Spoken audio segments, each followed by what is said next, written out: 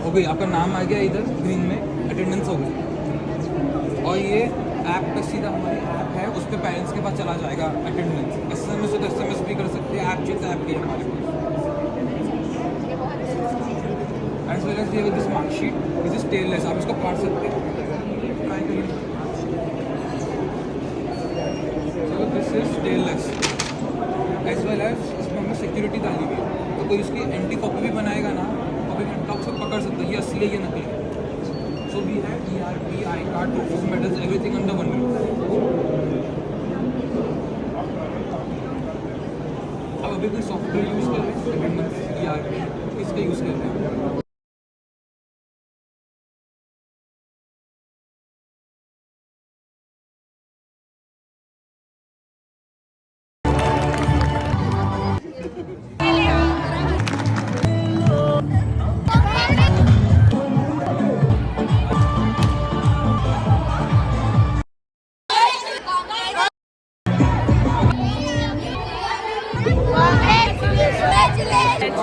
ગુજરાતી અને એમાં ઊભા થાવ, ઊભા બેન્ચ પર ઊભા થાવ। જય શ્રી કૃષ્ણ। આજે જ્યારે શરૂઆતમાં અમારા પ્રિન્સિપાલ નહોતા ને ત્યારે અમે એકલા જ હતા કે ભાઈ અમારા પ્રિન્સિપાલ કોણ આવશે પછી જ્યારે અંદરથી વાત મળી કે બે લેડી ટીચર આવવાના છે અને એમની બહુ નામના છે તો અમને એમ લાગ્યું કે એવો મારા પ્રિન્સિપલ હશે। પણ જ્યારે એ આવ્યા એ મહિનાની અંદર અમે જોયું કે એ મહિનામાં એટલું સાહસિકતા છે, ડર વગર એટલું કોન્ફિડન્સ લેવલ અને જ્યારે પરિસ્થિતિમાં કેવી રીતે રહેવું એ અમે ખરેખર વિદ્યાર્થીઓને મારું તો કે કઈ પરિસ્થિતિમાં તમે કઈ સ્ટેબલ રહેવું અને કઈ પરિસ્થિતિમાં શું કરવું, પાછળ શું કરે છે નહીં, પણ તમારે આગળ વધવું હોય તો પાછળ તો ઘણા વાતો કરતા ગમે તો પણ એ જો સખત વિરોધ થાય સમજવું કે તમે કંઈક છો, સખત વિરોધ થાય તમે કંઈક છો એની ચિંતા કે તમે આગળ વધો ને તો હંમેશા તમને પ્રગતિ મળે છે। મેં આ જોયું છે અને અનુભવ્યું છે કે પાછળ શું છે ને એ પણ આગળ વધવામાં રાખું છું અને હંમેશા સારું કોઈનું ઈચ્છો ને તો આપણું સારું થાય ને મારો તમે મને કહેજો તો પછી વિડીયોનો મારી મેમરીમાં રાખવાનો છે ને મને મારી ફેમિલીમાં શેર કરવાનું છે। મારા પપ્પાને મોકલીશ। એ મોમેન્ટ આખી અલગ હશે। મારા પપ્પાને મારા ભાઈને તો હું બોલું છું, ઉભા રહેજો સર એક મિનિટ। હા હવે બોલું કામ કર્યું છે અને ત્યાં સારો એવો અનુભવ હતો। કાઉન્સિલર ને એ બધાનું પણ કામ કર્યું છે, કાઉન્સિલિંગ ઘણા બધા લોકોનું। લાસ્ટ યર જે મેઇન વસ્તુ હતી ને તેમાં આપણે જે વિશ્વ ખ્યાતિ મેળવી ને એ બહુ મહત્વની હતી અને એ ચેલેન્જ ફર્સ્ટ ટાઈમ મારી માટે પણ ચેલેન્જ હતો।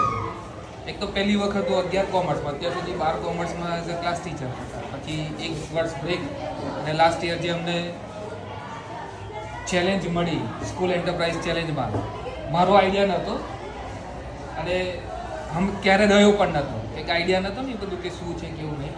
તો મેડમ ફર્સ્ટ ટાઈમ આવ્યા ને તો એમના જે શોકેસમાં આ એક સર્ટિફિકેટ હતું અને એના આધારે પછી મેડમ દર વખતે જે પ્રયત્ન એમના તરફથી રહ્યા, નો ડાઉટ એમને તરફથી સૌથી વધારે પ્રયત્ન રહ્યા છે। મેં એમને સપોર્ટ કર્યો છે જે રીતે એમને કીધું, બાકી બધા આપણા બધા જ સ્ટાફને જેમ જરૂર પડી બધાએ સપોર્ટ કર્યો હતો।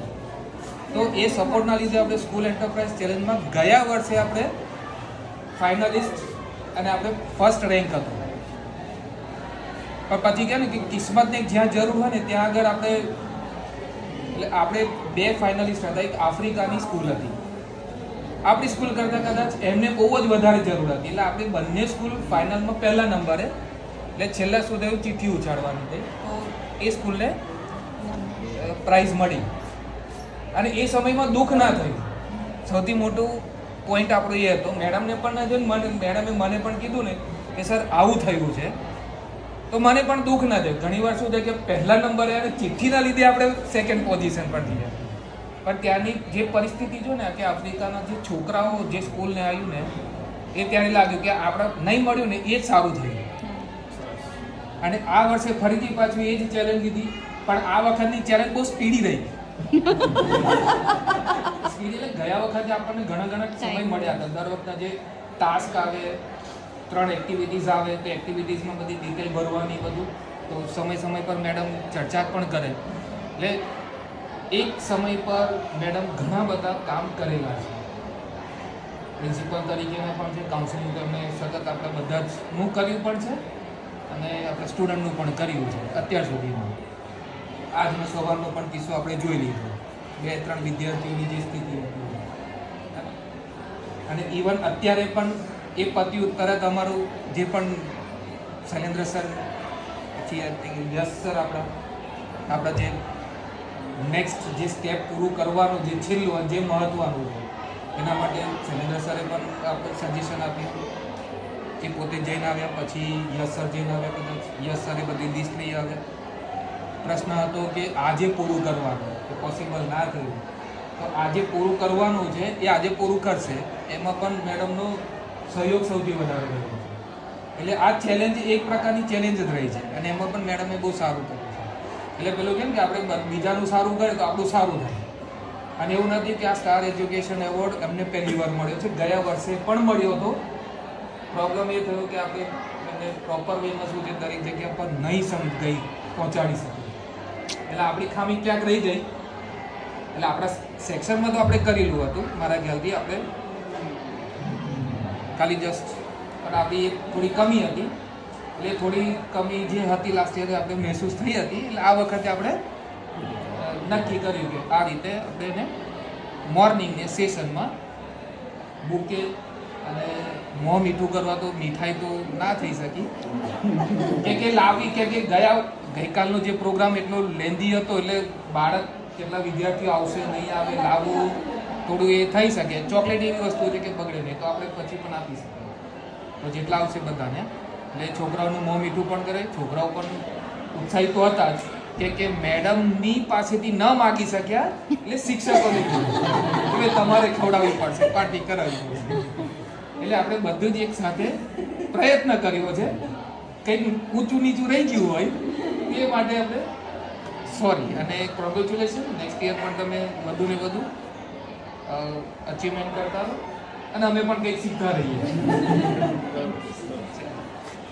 મેડમ અને અમારા પૂરા સ્ટાફ તરફથી ફૂલ લઈ અને ફૂલની પાખડી તમારું સન્માન કર્યું એ સ્વીકારશો.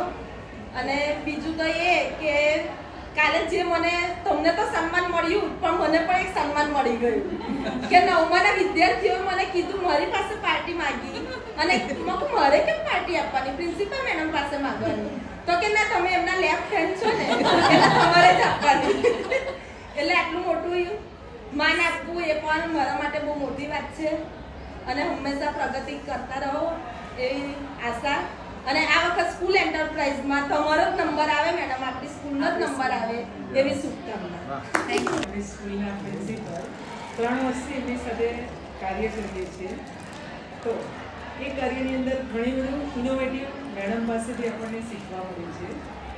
અને આ વર્ષે જે મેડમ બેસ્ટ પ્રિન્સિપલનો એવોર્ડ કે જે આપણે કહીશું કે જિલ્લા લેવલે નહીં, સ્ટેટ લેવલે નહીં, પણ ઓલ ઇન્ડિયામાંથી એમને એક આપણા ગુજરાત સ્ટેટમાંથી પણ આપણી સ્કૂલ ઉમા વિદ્યાલયમાંથી જે સિલેક્શન થયું છે મેડમનું સન્માન કરવાનું છે તો સારી એક થવી જોઈએ.